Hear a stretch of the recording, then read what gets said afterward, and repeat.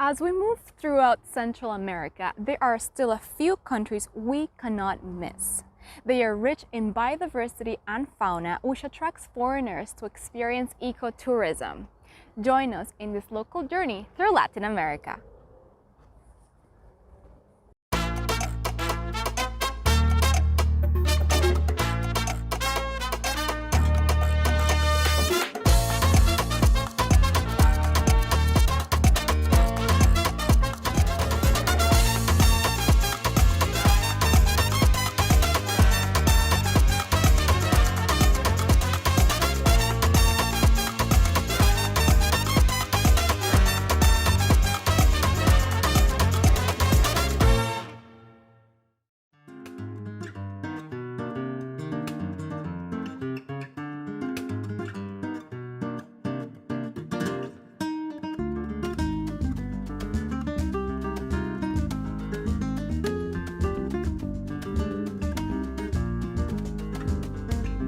Telling us about Nicaragua is Itzel Roblero Aguilar. Itzel moved from Nicaragua to Canada when she was just a little girl. But even though she moved quite young, Itzel still preserves her Nicaraguan roots and traditions. I'm from Nicaragua. It's right at the heart of Central America. That's where it is. I was born in what they call San Carlos, Rio San Juan, right at the border between Nicaragua and Costa Rica. The river divides both countries. Nicaragua has 15 municipalities and 2 autonomous regions which are in the Atlantic coast. The capital city of Nicaragua is Managua. There's quite a few ethnic groups in Nicaragua. There's, of course, kind of like here in Canada, natives.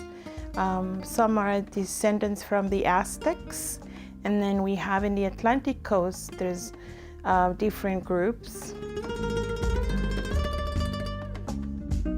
There are 7 indigenous groups in Nicaragua. These include the Nahuatl, who live in the center and north of the Pacific region of Nicaragua. Others include the Xorotega, Miskitu, Sutiaba, Rama, Mayanga, and Cacaopera, who live in the Caribbean coast of the country.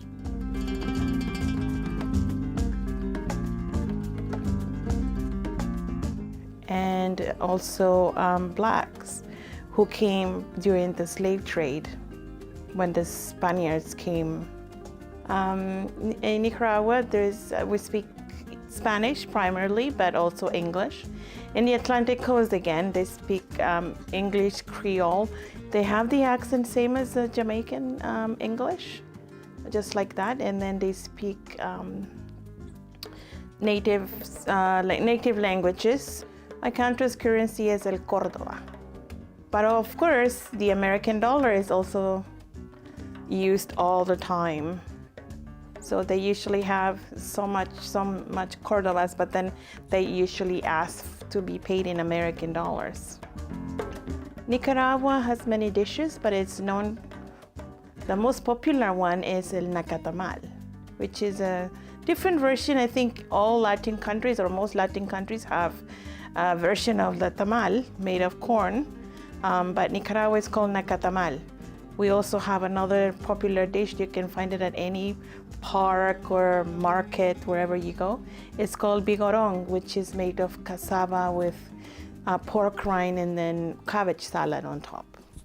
And today my mom will be making cacao. So it's a cocoa drink that has quite a few ingredients. So the night before, you have to make a big bowl with some rice in there with cloves, cinnamon, and of course the cacao or cocoa. This drink is very popular during, for example, on the December 7th, we celebrate Immaculate Conception. So people do the rosary at their homes, and people come, and that's one of the drinks that is served. It's very popular also during birthday parties, quinceañeras, any special occasion, you will serve this drink.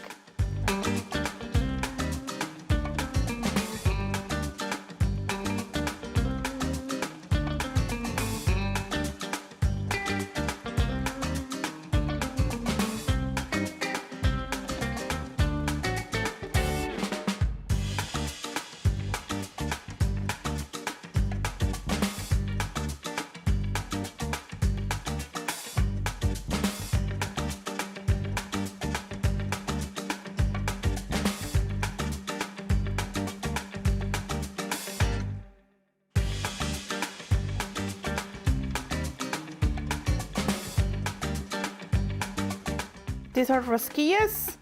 They're made in Nicaragua. They're straight from Nicaragua, actually. They're made of corn and cheese, and they put a bit of lard in there. So that's why they taste good, because they're not really good for you, but they taste good because they have a bit of lard. And it's very popular. You have it with your black coffee in the morning. You actually can dip it in the coffee and you have it for breakfast. With the cacao, a lot of people eat it like that too. Yeah.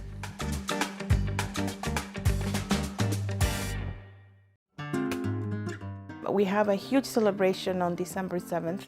Again, La Purísima, Immaculate Conception. Everybody makes an altar at your house, at the porch. Most homes in Nicaragua have a porch on the outside. And then they make an altar and they put the image of Virgin Mary. And people, almost like Halloween, where they say trick or treat. In Nicaragua, you come and sing songs for La Purísima. And so then people get treats. And a lot of the times they get a glass of cacao. La Purísima is the patroness of Nicaragua. So most of the country is Catholic, 80%. So they will come and celebrate. Yeah.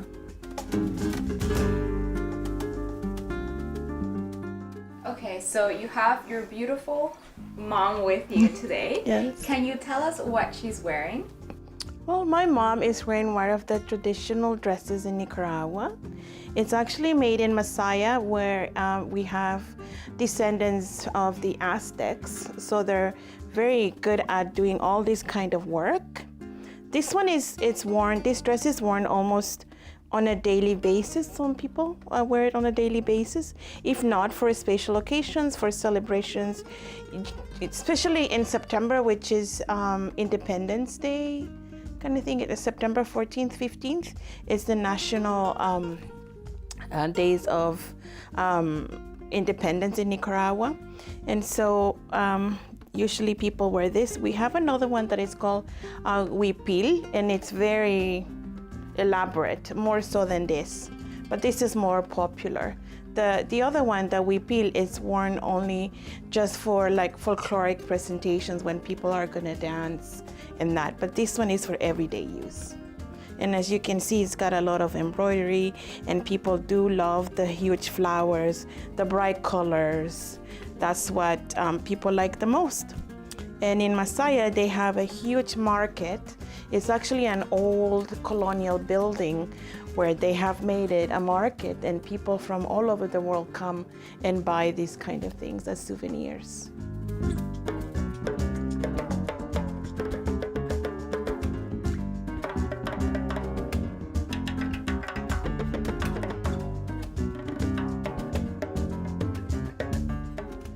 I think most of us in Nicaragua is most known for their beaches. They're beautiful, tropical country.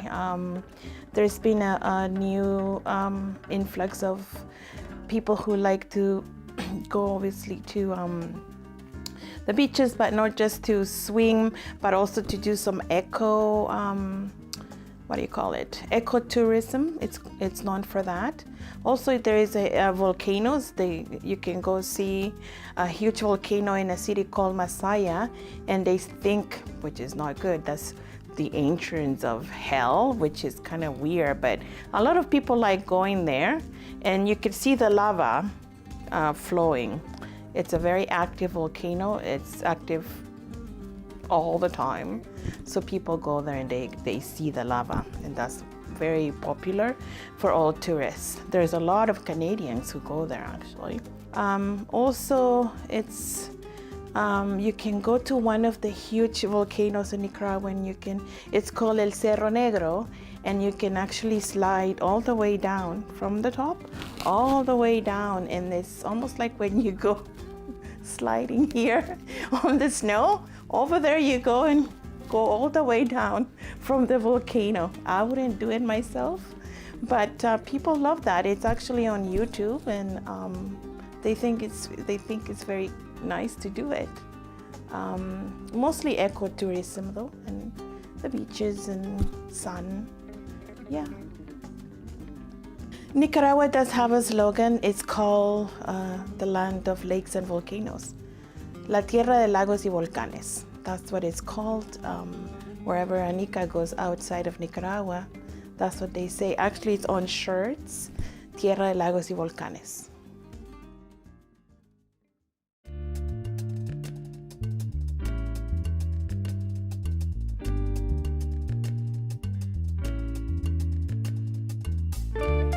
Antonio Arriaga Valdez is the Honorary Consul of Costa Rica in British Columbia.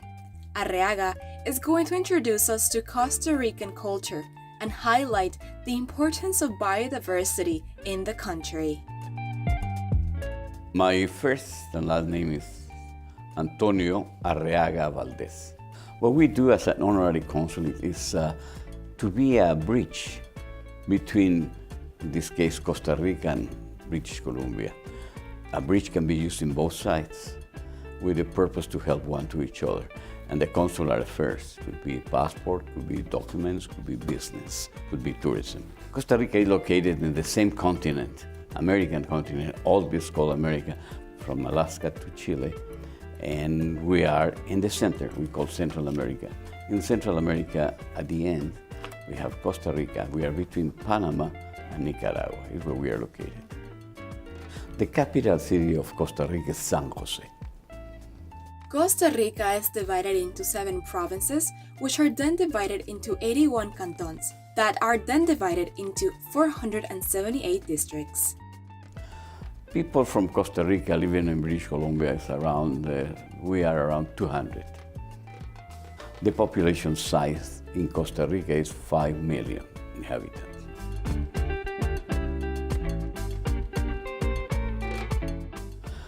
There are different ethnic groups in Costa Rica. We have the Scolen in Canada First Nation, or Aboriginals. There are 8 indigenous groups in Costa Rica, comprising around 114,000 people, or 2.4% of the population. These include the Huetas, Cabecar, Chorotega, Maleku, Nabe, Bribri, Brunca, Roran. We have mestizos, the majority, we are mestizos. Then we have Europeans, we have people from Asia, and of course we have from Africa. Besides Spanish, Costa Rican second language is English. English is taught everywhere in Costa Rica. It's, I don't say compulsory, but it's something that the people want to learn and the teachers want to teach. The Costa Rican currency is the colon, like Cristobal Columbus is colon. And it's, the bills are very, very colorful. By the way, they are made in Canada. Canada has one of the best production of bills around the world. We have the morpho, butterfly, we have a monkey, whitetail, the deer, environment from the fauna we have in our bills. Mainly, the Costa Ricans come to Canada brings the friendly approach to the environment. Because we grow with that principle. The environment is very important. So that's what we bring to British Columbia. Costa Rica is known for different dishes, but mainly is what we call the gallo pinto, is the spotted roost. And also the casado, a merry man. And we have some other ones that are based beans, rice, vegetables. That's our staple food. Can I ask which was your favorite Costa Rican dish? Very good question. For me, it's arroz con pollo.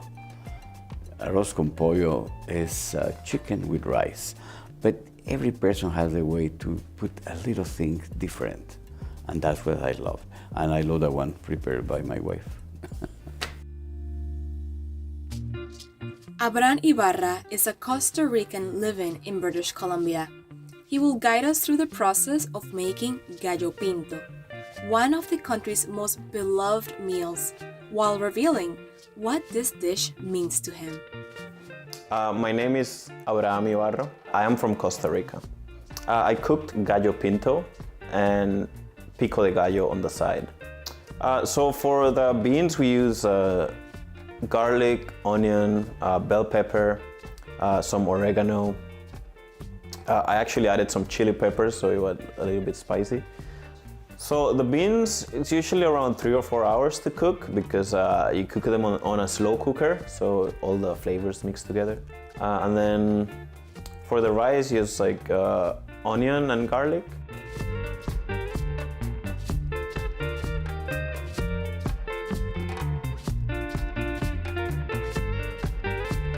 For the pico de gallo, we use tomato, onion, cilantro, olive oil, salt, and then use the plantain for the plantain slices.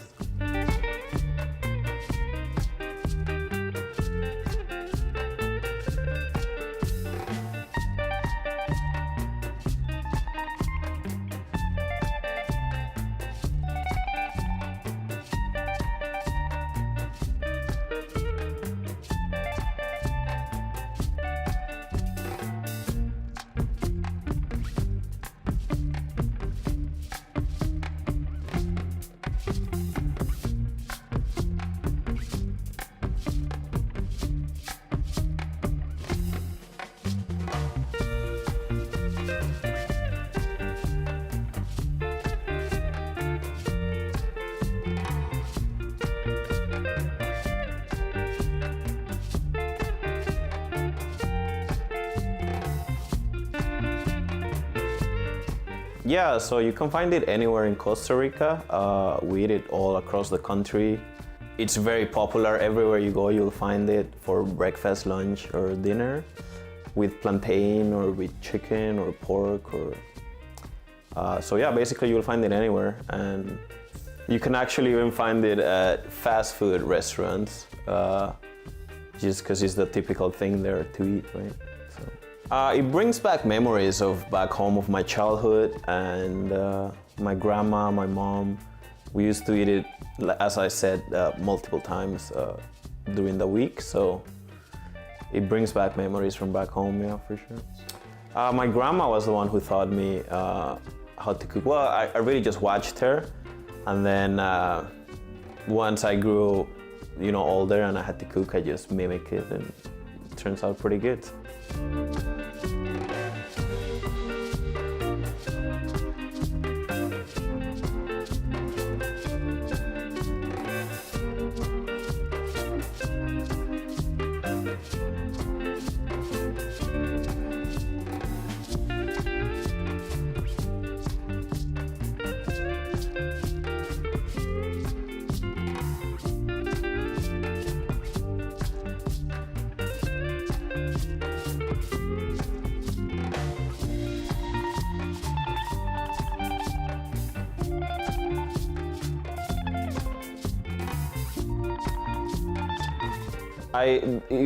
It's probably my second one because my favorite dish ever is ceviche, but that's like, we have it all across Latin America.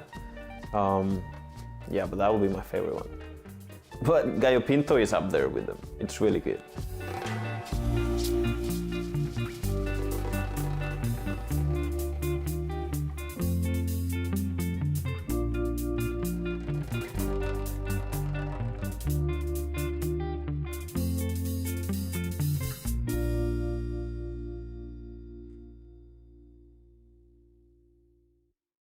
Our national dresses in Costa Rica are based on the history, the Spanish influence. But what we have, I want to show it to you, this one is a paint in the National Theater of Costa Rica in 1890, and have the ladies who are working in the coffee plantation, a happy moment for the Costa Ricans to do that, with the dresses. And those dresses are the base. Of course, each province has their own dress. When I say own dress, it's basically the same, but the colors, or maybe some decoration in the hair, or maybe something in the blouse, but basically this is the way we have. Our country is known for different things, but I will emphasize just in 3 of them, maybe more. One is that the army was abolished in 1948, so we don't have an army. We're known for that. Also, The country is the 25% of the national territory, Costa Rican territory, is a protected area. Also, we have in the 0.03% of the surface of land, and we have the 25% of the fauna and flora, the biodiversity of the world. So this is well known for that. We believe that happiness is important, but happiness is something that is a state that you have inside. The first Costa Rican constitution was, after the independence, was not constitution, was called Pact of Harmony, because that's what we believe, and that's what the people likes everywhere, to be in harmony, and we try that. Our tour of these beautiful countries has not ended. In the next episode, we'll take a trip to the Caribbean, where I know some of these countries will bring a little warmth into your home in this local journey through Latin America.